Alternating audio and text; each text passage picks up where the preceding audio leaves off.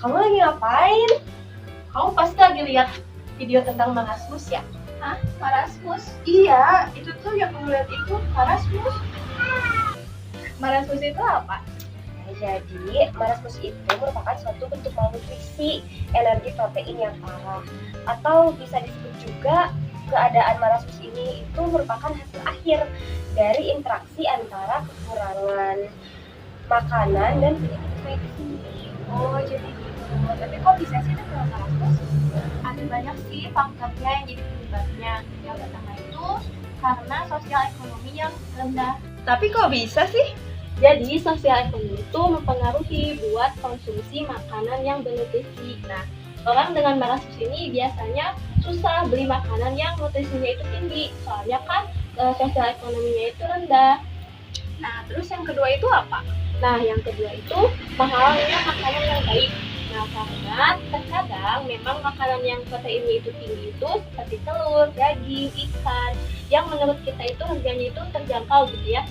Bisa jadi itu tuh menurut mereka itu yang memiliki tingkat ekonomi yang rendah itu tuh sangat mahal gitu, jadi tidak mampu gitu buat membelinya.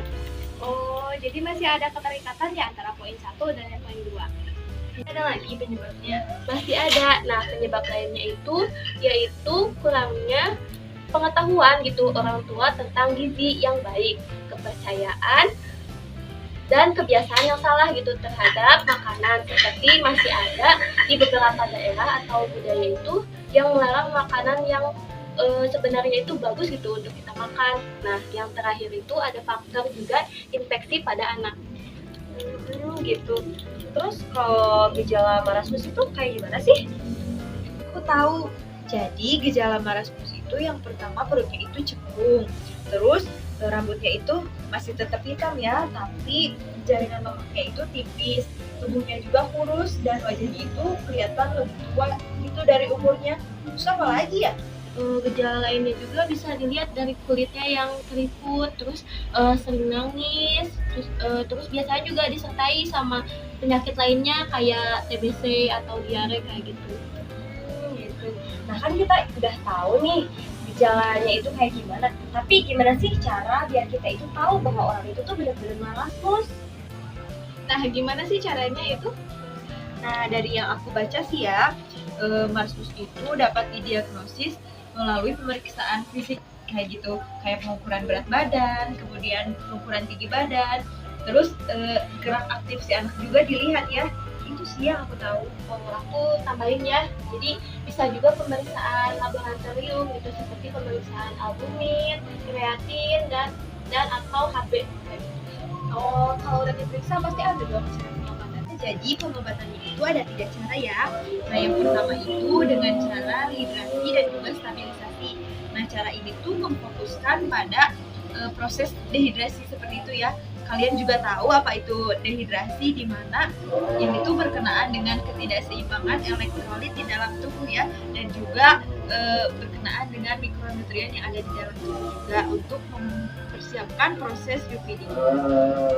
Kalau yang kedua itu gimana ya? Nah, yang kedua itu yakni dengan pengobatan rehabilitasi nutrisi. Nah, fase ini itu berlangsungnya 2 minggu sampai 6 minggu ya. Terus selama waktu ini tuh pasien bertahap diberikan pemberian oral yang juga bisa juga dengan makanan padat.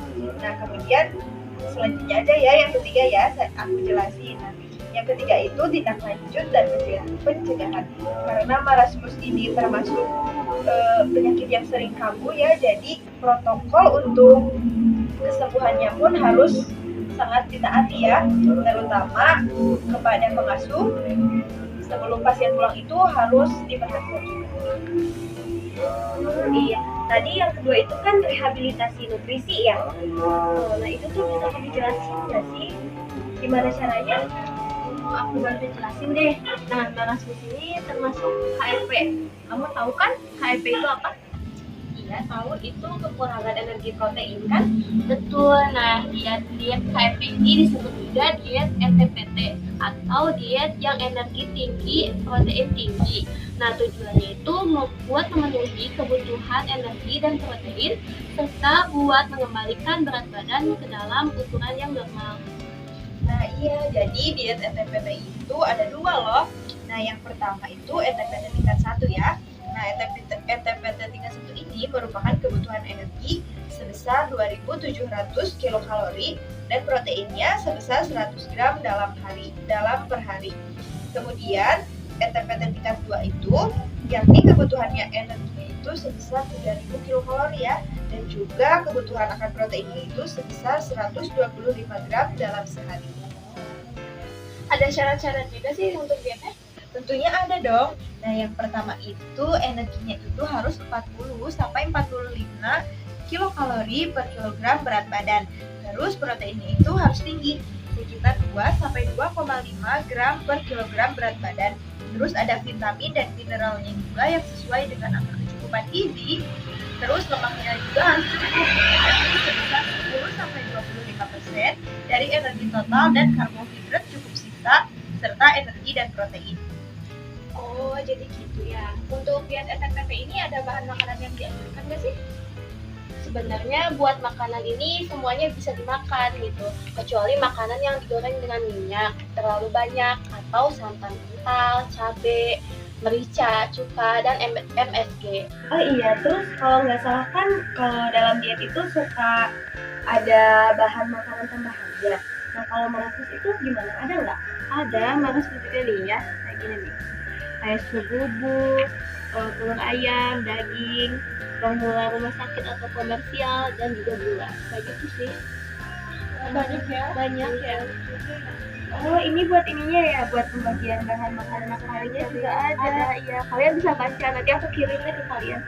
Oke.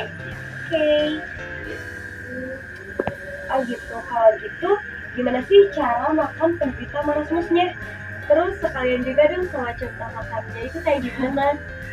Jadi gini ya, aku tuh pernah baca, jadi untuk makanan khasiat marasmus itu sebenarnya sama kayak kita 3 kali sehari makannya, tapi bedanya kalau penderita marasmus itu disertai sama selingan juga sama 3 kali sehari, dan juga nutrisinya itu harus lengkap. Ini aku kasih contoh ya. Jadi jam 7 misalnya makan pagi gitu. Makannya tuh nasi, telur, semur daging, tomat, timun, susu. Nah, terus nanti tuh selingan itu jam 10 pagi makan bubur kacang hijau kayak gitu. Terus tunggu dulu. Nih, jadi siangnya itu makan nasi, acar ikan, tempe bacem, sayur bacem, air putih, susu. Nah, buat selingannya itu jam 3 itu susu dari rumah sakit. Nah, yang terakhir itu sebelum makan malam itu ada selingan dulu, kayak telur setengah matang sama susu. Nah, buat makan malamnya jam 9 itu makan nasi, daging, sup, tempe goreng, air putih. Nah, itu juga contoh cara makannya kayak gitu. Oh gitu ya. Iya. Oh, jadi begitu ya. Marasmus itu kayak gitu ya cara makannya. Maaf banget ya banyak tanya. Makasih juga loh udah jawab-jawab kayak aku. Ya, nggak apa-apa kok. Aku senang kita bisa bagi-bagi informasi kayak gitu. Iya, makasih banget ya kalian. Aku juga jadi nambah ilmu nih. Ya, sama-sama guys. Karena sekarang udah waktu juga ya, kita pulang yuk guys. Yuk.